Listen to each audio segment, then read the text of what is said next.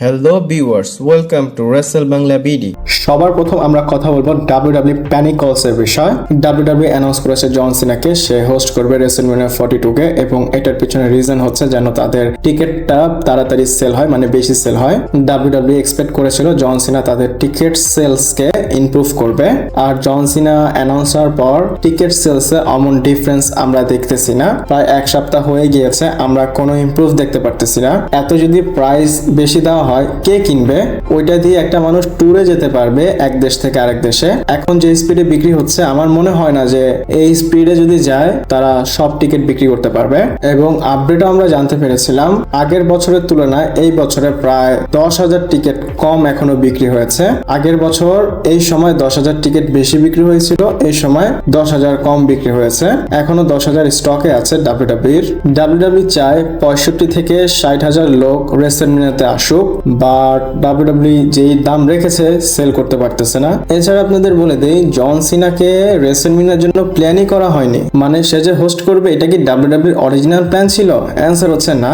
এটা রেসলভার্সের আপডেট, এবং বলা হচ্ছে জন সিনা যখন তার রিটায়ার হলো এবং WWE তাকে যখন বিদায় দিল, এমন কোনো প্ল্যান ছিল না সে রেসলম্যানিয়াতে আসবে। এবং WWE ডিসেম্বর পর্যন্ত জানতোই না যে রেসলম্যানিয়াতে কাকে দিয়ে তারা হোস্ট করাবে। WWE ফেব্রুয়ারিতে প্ল্যান করেছে এবং জন সিনাকে অ্যানাউন্স করেছে, এবং WWE জন সিনাকে জিজ্ঞেস করেছে যে তুমি কি হোস্ট করবা? জন সিনার সাথে সাথে এগ্রি করেছে। এই যে এত কিছু হচ্ছে রেসলম্যানিয়ার টিকিট সেলস কে নিয়ে, আপনাদের এটার উপর কেমন টেক আমাকে কমেন্ট করে জানাবেন।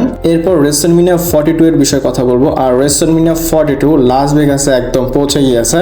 এমন না যে আমরা অনেক দিন দূরে আছি, আর কয়েকটা দিন পরেই, মানে 10, 12, 13 দিন পরেই WrestleMania হয়ে যাবে। এবং আপনারা হয়তো ভিডিও দেখতে পাচ্ছেন, এই ভিডিওটা লাস ভেগাস থেকে এসেছে। WWE লাস ভেগাসের যে রাস্তা রোডস, সেখানে তারা অ্যাডভার্টাইজ করতেছে WrestleMania-কে। এখানে বিলবোর্ডে আমরা অনেককেই দেখতে পাচ্ছি, যেমন Rhea Ripley, Liv Morgan, Cody Rhodes, CM Punk, Randy Orton, Brock Lesnar, এবং প্রত্যেকটা বিলবোর্ডসে আলাদা আলাদা সুপারস্টার আছে।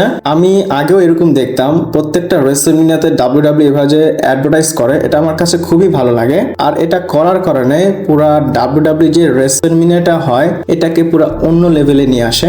WWE যেখানে ইভেন্ট করবে পুরা একটা জায়গাকে, ওই জায়গাটাকে টেক ওভার করে।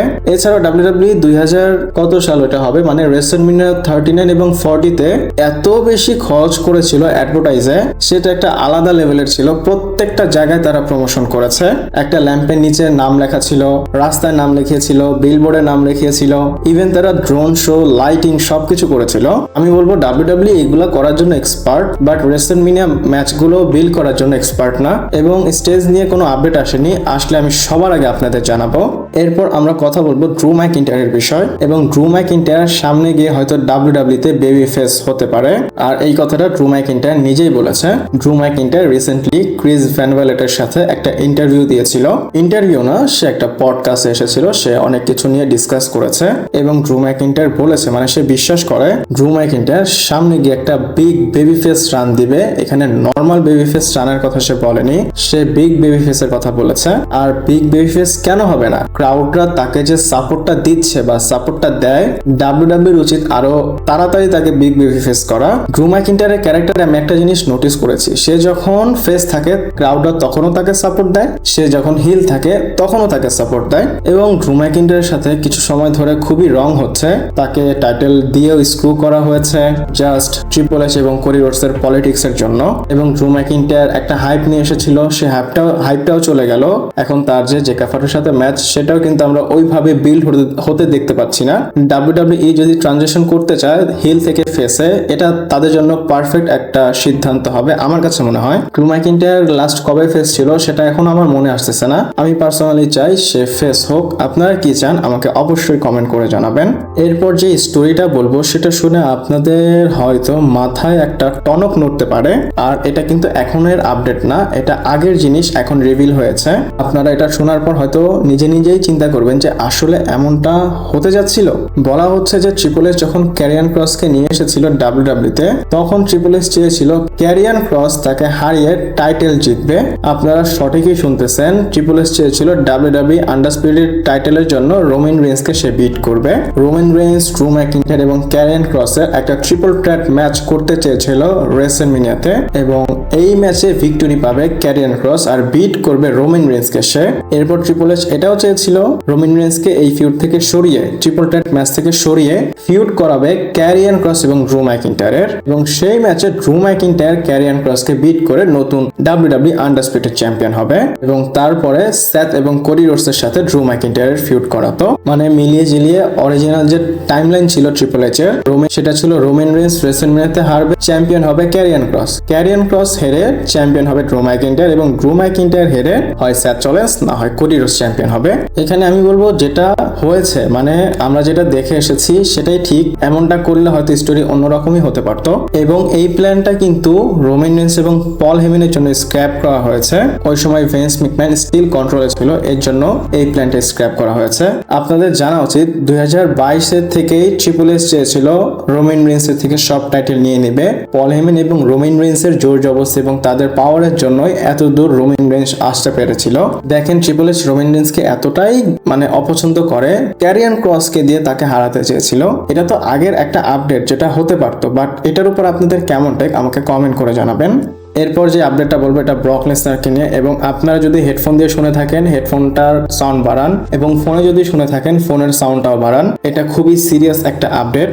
জেনারেল গ্রাইন্ডের সাথে ব্রক লেসনারের যে একটা কোর্ট কেস ছিল সেটা নিয়ে একটা নতুন ফাইল করা হয়েছে মানে কোর্টে, এবং এইখানে অনেকের নাম অ্যাড করা হয়েছে, এবং নতুন ফাইলে ব্রক লেসনারের নামটাও দেওয়া হয়েছে, এবং এটা সেকেন্ডে দেওয়া হয়েছে। ফার্স্টে ভিন্স ম্যাকম্যান, সেকেন্ডে ব্রক লেসনার, তারপর আরো নাম এসেছে যেমন নিক খানের নাম এসেছে। আমি সিম্পলি আপনাদের বলি, কমপ্লিকেটেড করবো না। নিক খানের নামটা এখানে অ্যাড করা হয়েছে, মানে নিক খান জানতো ভিতরে ভিন্স ম্যাকম্যান জেনারেল গ্রাইন্ডের সাথে কিছু একটা করবে, মানে সে বাইরে অপেক্ষা করতো এবং কাজ শেষে তারা মিটিং করতে বসতো। এক কথায় নিক খান এই বিষয় অ্যাওয়্যার ছিল। এবং ভিন্স ম্যাকম্যানের নামেও যেটা বলা হয়েছে সেটা হচ্ছে ভিন্স ম্যাকম্যান তার সাথে খুব জোর জবরদস্তি অনেক কিছুই করেছে এবং ফিজিক্যালি তাকে অ্যাবিউজও করেছে। ইভেন এখানে সে স্পেসিফিকলি বলেছে তাকে ধাক্কা দেওয়া, চড় দেওয়া, চুল টান দেওয়া আর কি, ফোর্সফুলি যেটা করে আর কি ভিন্স ম্যাকম্যান সেগুলো করতে চেয়েছে বা করেছে। আর এগুলো করার পর ভিন্স ম্যাকম্যান নাকি ছবি তুলে ব্রক লেসনারকে পাঠাতো, এবং ব্রক লেসনারও এটা এনজয় করতো, এবং লেসনার নাকি জেনারেল গ্রাইন্ডকে তার প্রাইভেট পার্টের ছবি দেখিয়েছে মানে সে ছবিটা পাঠিয়েছে তার ফোনে, এটা সে দাবি করেছে, বাট এই জিনিসটা সে প্রুফ করতে পারেনি। যদি ফটোস পাঠাতে হতো তাহলে অ্যালিগেশন যে দেওয়া হয়েছে ফাইলে, সেই ফাইলে এইটার প্রিন্ট বের হতো, বাট এটা সে মিথ্যা দাবি করেছে, মানে ব্রক লেসনারকে সে ফাঁসাতে চাচ্ছে। এবং যেই নাম থেকে টেক্সট করা হয়েছে সেটার নাম কি দেওয়া হয়েছে, মানে ব্রক লেসনার নাকি ফেক একটা নাম দিয়ে তাকে টেক্সট করেছে, সেটার নামটা ছিল পলিশ জো, এবং পলিশ জো নামে যে টেক্সট করা হয়েছে ভিন্স ম্যাকম্যান নাকি জেনারেল গ্রাইন্ডকে বলেছে যে এটা ব্রক লেসনার। আমি বলবো রিয়েলিটিতে কি সেটা এখন আমরা জানি না, এটা হতেও পারে নাও হতে পারে। আমরা দুনিয়াতে এপস্টিন ফাইল দেখেছি, এখানে তারা বাচ্চা খাচ্ছে, তো ব্রক লেসনার ভিন্স ম্যাকম্যান সেই তুলনায় অনেক ছোট কাজ, মানে তাদের তুলনায় ছোট অপরাধ করেছে। একটা জিনিস আপনাদের বলবো, আমি এখানে কারো সাপোর্ট নিচ্ছি না। ব্রক লেসনার যখন বড় কিছু করতে যায়, যেমন একটা ম্যাচের জন্য হাইপ কিন্তু ভালো এসেছে, এর আগেও এমনটা করা হয়েছিল, যখনই হাইপ আসে তখনই কোর্টে তার নামটা বারবার আনা হয়। আমি তো আমারটা বললাম, এটা খুবই ইন্টারেস্টিং, নোট করবেন। আপনাদের হয়তো বুদ্ধি শুদ্ধি আমার থেকেও বেশি, আপনার একটু মাথা খাটালে বুঝতে পারবেন ব্রক লেসনারকে এখানে কি করা হচ্ছে, মানে ইন্টেনশনালি তাকে এখানে ছোট বা দোষী সাব্যস্ত করতে চাচ্ছে এমন কিছু। আমি শুরু থেকে জেনারেল গ্রাইন্ডের বিষয় বলেছিলাম যে এমন না যে জেনারেল গ্রাইন্ড অনেক ভালো একটা মেয়ে, তার মধ্যেও কিন্তু সমস্যা আছে। জেনারেল গ্রাইন্ড এমনটা চেয়েছিল তার সাথে হোক, যখন তাকে টাকা দেওয়া বন্ধ করলো ভিন্স ম্যাকম্যান তখন তার নামে কেস করলো। আরো ফাইনাল অনেক আপডেট আসবে, সেগুলো নিয়ে কথা বলবো, বাট আপনাদের এগুলোর উপর কেমন টেক আমাকে কমেন্ট করে জানাবেন। ভিডিওটা এ পর্যন্তই ছিল, পরবর্তী ভিডিওতে আবার দেখা হচ্ছে।